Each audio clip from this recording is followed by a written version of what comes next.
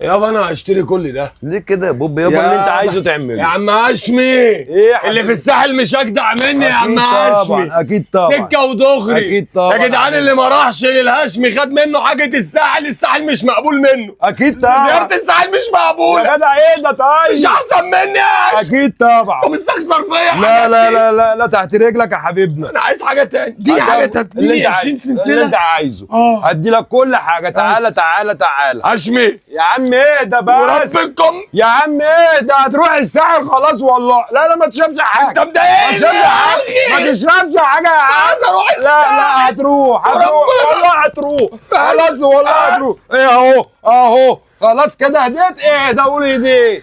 يا جدعان عند الهاشمي قسما بالله اللي عايز يتدلع يتدلع، اللي عايز يطلع ترند هيطلع ترند، عايز يلبس ساعة محترمة الله هو أكبر أسطول ساعات، تصليح وصيانة وبيع كل الأنواع، وبدل الساعة مليون، وهتتدلع يعني هتتدلع رجالي وحريمي وبنص التمن في أي حتة فيك يا بلد. ليه بقى؟ عشان السيدة أرض القنبلة. فين بقى؟ في السيدة زينب عند الرحماني قدام البنك الأهلي. الهاشمي للساعات.